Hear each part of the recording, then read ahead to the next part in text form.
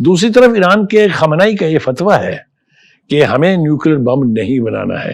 یہ یاد رکھیں کہ ایرانی قوم کے لیے فتوے کی بڑی حیثیت ہے.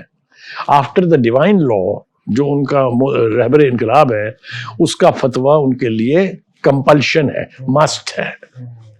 جن چیزوں پر بات نہیں ہو سکتی تو وہ ایران نے کہا ہے کہ نہیں کریں گے ہم. اچھا, آپ نے جنگ کرنی ہے, آپ جنگ شروع کر لیں, لیکن ہم وہ نہیں کریں گے.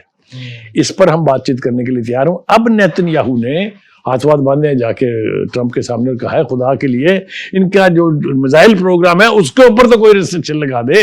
تو بخاری صاحب, جس طرح آپ بڑی تفصیل سے سارا کچھ بیان کر دیا, یہ بتائیے کہ امریکہ جو جنگی بحری بیڑے لے کر آیا تھا ایران کی طرف, اب وہ کس طرح واپس لے کے جائے گا, کیا کرے گا, کب لے کے جائے گا واپس؟ بالکل آپ کا صحیح سوال ہے, صحیح سمت میں سوال ہے.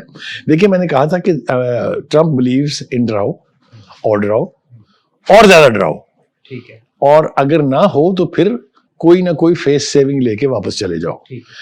گرین لینڈ پر قبضہ کرنے جا رہے تھے کہ نہیں؟ بالکل.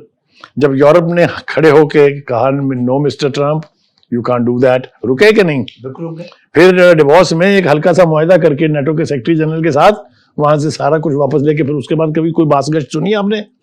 کوئی سنا آپ نے کہ امریکہ پلان کر رہا ہے گرین لینڈ پہ قبضہ کرنے کا؟ یہی یہاں بھی ہوگا, چونکہ ایران نے دو ٹوک الفاظ میں کہہ دیا ہے ہم آپ کی جنگ سے ڈرتے نہیں ہیں, کم اینڈ گیٹ اس, اگر آپ میں ہمت ہے. لیکن پھر کیا ہوگا اس کے ذمہ دار آپ ہوں گے, کیونکہ ہم آپ کا کوئی اڈا نہیں چھوڑیں گے, ہم آپ کا کوئی اتحادی نہیں چھوڑیں گے, اور ہم آپ کو تو چھوڑیں گے یا نہیں چھوڑیں گے, لیکن اسرائیل جو ہے وہ صفحہ ہستی سے مٹ جائے گا, جس کا دعویٰ آپ کو یاد ہوگا ایرانین پریزیڈنٹ احمدی نژاد نے کیا تھا.